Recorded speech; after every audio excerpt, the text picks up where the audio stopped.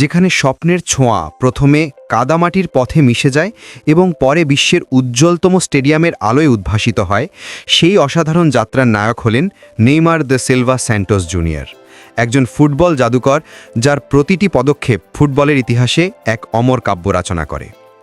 যার জন্ম 1992 সালের 5 ফেব্রুয়ারি ব্রাজিলের সাও পাওলের মোগি দাস ক্রুজেসে, এক দরিদ্র পরিবারে, যেখানে তার পিতা নেইমার স্যান্টোস সিনিয়র নিজেও একজন সাধারণ ফুটবলার ছিলেন, যিনি মাঠের সবুজ ঘাসে নিজের অপূর্ণ স্বপ্নগুলোকে পুত্রের চোখে খুঁজে পেয়েছিলেন, এবং মাতা নাদিনে গোনকালভেস, যিনি পরিবারের সংগ্রামী জীবনে এক অটুট স্তম্ভ হয়ে দাঁড়িয়েছিলেন।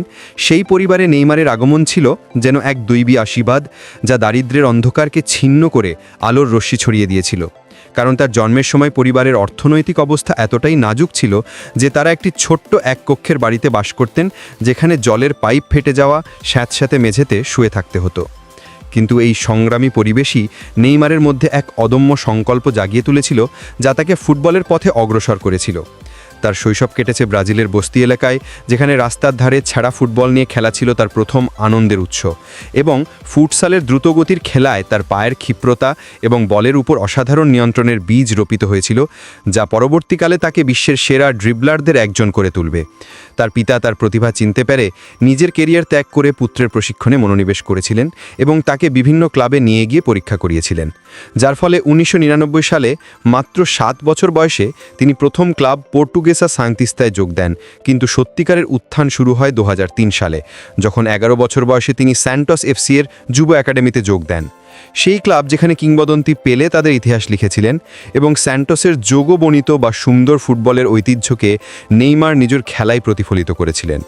যুবস্তরে তার পারফরমেন্স ছিল অসাধারণ, যেখানে তিনি প্রতিটি ম্যাচে গোল করে এবং ড্রিবলিং দিয়ে প্রতিপক্ষকে বিভ্বল করে দিতেন। তার খেলার শৈলী ছিল এক মিশ্রণ, যেখানে ফুটসালে দ্রুত সিদ্ধান্ত নেওয়ার ক্ষমতা এবং রাস্তার উদ্যমতা মিলে এক অনন্য মাত্রা যোগ করেছিল। এবং এই প্রতিভার ফলে তিনি দ্রুত উন্নতি করে 2009 সালের 7 মার্চ মাত্র 17 বছর বয়সে স্যান্টোসের সিনিয়র দলে পেশাদার ফুটবলে অভিষেক করেন, ওয়েস্টের বিরুদ্ধে ম্যাচে, যেখানে তিনি অর্ধেক সময় খেলে দলকে জয়ের পথ দেখান। এবং মাত্র এক সপ্তাহ পরে 15 মার্চ তার প্রথম গোল করেন মোগি মেরিমের বিরুদ্ধে, যা তার কেরিয়ারের প্রথম মাইল ফলক হয়ে ওঠে এবং ব্রাজিলীয় ফুটবলকে এক নতুন আশার আলো দেখায়, যখন জাতীয় দল কিছুটা বিবর্ণ হয়ে পড়েছিল।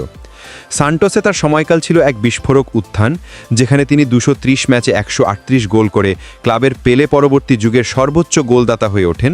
2010 সালে কোপা দো ব্রাজিল জয় করে, যেখানে তিনি টুর্নামেন্টে সেরা খেলোয়াড় এবং সর্বোচ্চ গোলদাতা হন, এবং সেই বছর গুয়ারানির বিরুদ্ধে তার একক প্রচেষ্টায় করা গোলটি এখনও ফুটবল প্রেমীদের হৃদয়ে জ্বলজ্বল করে, যা পেলে অ্যাওয়ার্ডের জন্য নমিনেট হয়।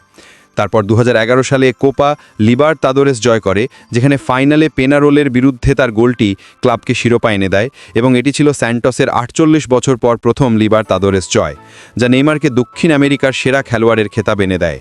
এছাড়া 2012 সালে রেকুপা সুদামেরিকানা জয় এবং একাধিক পাউলিস্তা চ্যাম্পিয়নশিপ, যা তার কেরিয়ারকে এক উজ্জ্বলতায় ভরিয়ে তোলে। তার খেলার ধরন ছিল অসাধারণ, যেখানে তার ড্রিবলিং যেন তরল পদার্থের মতো প্রতিপক্ষের প্রতিরক্ষা ভেদ করে যেত, এবং তার ফিনিশিং ছিল মারাত্মক নির্ভুল, যা তাকে ক্রিশ্চিয়ানো রোনাল্ডোর শক্তি এবং লিওনেল মেসির ক্ষিপ্রতার এক নিজস্ব সংস্করণ করে তুলেছিল। কিন্তু এই উজ্জ্বলতার মাঝেও বিতর্কের ছায়া পড়েছিল, যেমন তার মাঠে ডাইভ দেওয়ার প্রবণতা, যা সমালোচকদের কাছে তাকে ফুটবলের প্লে বয় হিসাবে চিহ্নিত করেছিল, এবং মাঠের বাইরে তার বিলাসবহুল জীবনযাত্রা, যেমন পার্টি এবং ফ্যাশন, যা তাকে অগণিত ভক্ত এবং সমালোচক উভয়ই এনে দিয়েছিল। তবে এই সবের আড়ালে তার খেলার প্রতি গভীর ভালোবাসা এবং দক্ষতা অস্বীকার্য ছিল, যা তাকে বিনোদনের এক মাধ্যম করে তুলেছিল।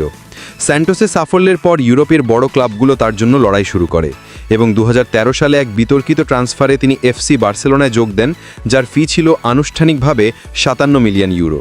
কিন্তু পরে জানা যায় যে মোট খরচ 88.2 মিলিয়ন ইউরো, যা ট্যাক্স ফ্রডের অভিযোগ আনে।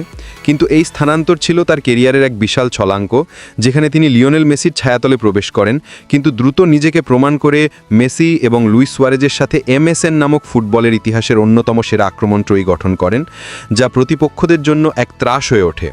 তাদের বোঝাপড়া ছিল টেলিপ্যাথিক এবং ছন্দ ছিল নিখুঁত, যা 2014-15 মৌসুমে ট্রিবল জয় করে, লা লিগা, কোপা দেল রে এবং চ্যাম্পিয়ন্স লিগ, যেখানে ফাইনালে জুভেন্টুসের বিরুদ্ধে তার গোলটি অমর হয়ে থাকে, এবং 2015 ফিফা ক্লাব ওয়ার্ল্ড কাপ জয় করে। বার্সেলোনায় তার সময়কাল ছিল 186 ম্যাচে 105 গোল করে এবং একাধিক লা লিগা এবং কোপা দেল রে শিরোপা জয় করে, যা তাকে বিশ্বসেরা খেলোয়াড়দের কাতারে দৃঢ়ভাবে স্থাপন করে।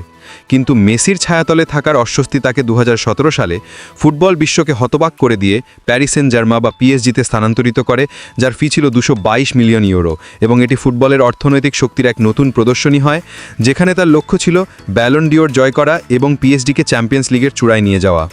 পিএসজিতে তার শুরু ছিল বিস্ফোরক, যেখানে প্রথম মৌসুমে তিনি লিগ 1-এ 19 গোল করে এবং কিলিয়ান এমবাপ্পে এবং এডিনসন কাভানির সাথে একটা শক্তিশালী আক্রমণ গঠন করেন।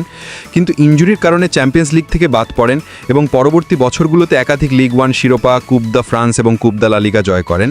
কিন্তু চ্যাম্পিয়ন্স লিগে সফলতা অধরা থেকে যায়, যেমন 2020 সালে ফাইনালে বায়ার্ন মনিকের বিরুদ্ধে হার, যা তার হৃদয়ে এক গভীর ক্ষত রেখে যায়, এবং ইনজুরি বারবার তাকে মাঠ থেকে দূরে রাখে, বিশেষ করে তার অ্যাঙ্কেল ইনজুরি, যা তার কেরিয়ারের এক বড় চ্যালেঞ্জ হয়ে ওঠে।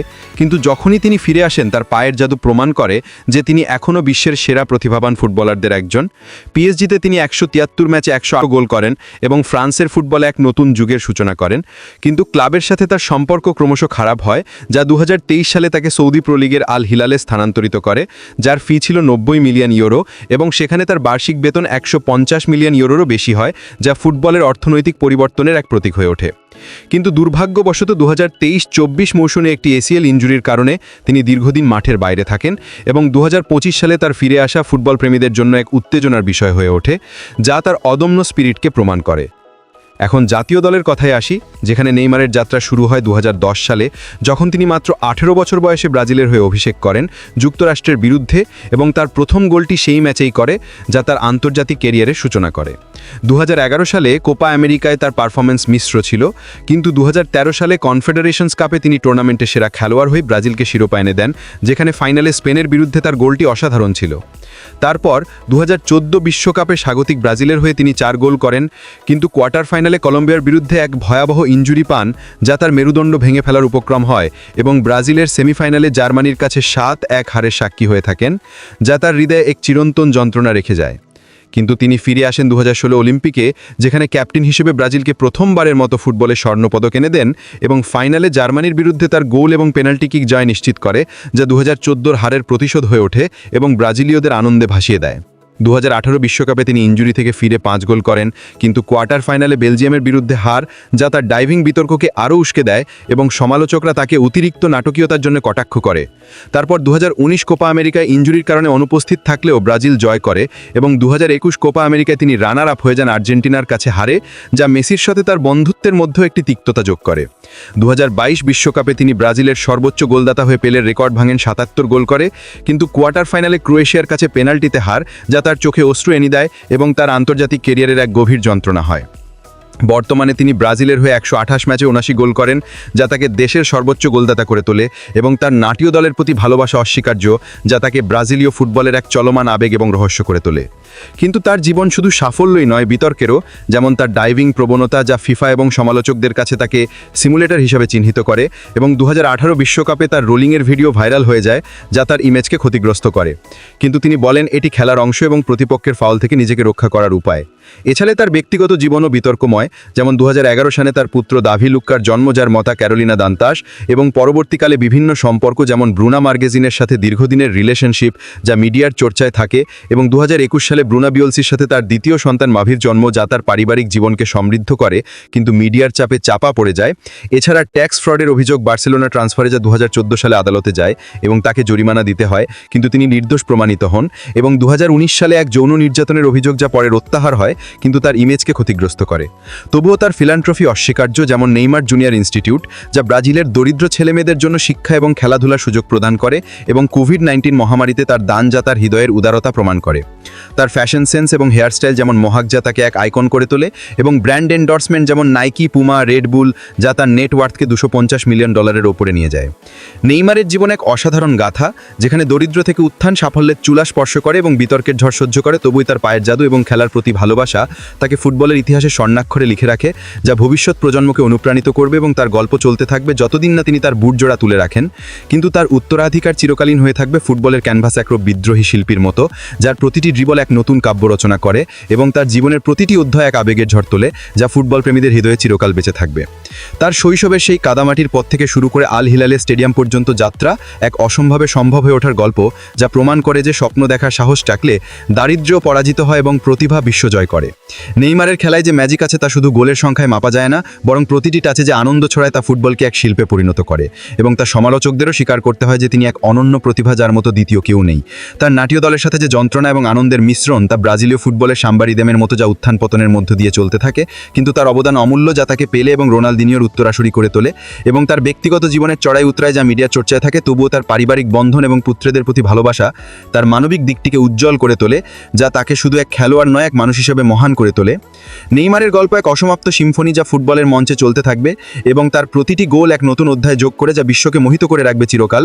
তার শৈশবে সেই কাদামাটির পথ থেকে শুরু করে আল হিলালের স্টেডিয়াম পর্যন্ত যাত্রা এক অসম্ভবে সম্ভব হয়ে ওঠার গল্প, যা প্রমাণ করে যে স্বপ্ন দেখার সাহস থাকলে দারিদ্র্যও পরাজিত হয় এবং প্রতিভা বিশ্বজয় করে। নেইমারের খেলায় যে ম্যাজিক আছে তা শুধু গোলের সংখ্যায় মাপা যায় না, বরং প্রতিটি টাচে যে আনন্দ ছড়ায় তা ফুটবলকে এক শিল্পে পরিণত করে।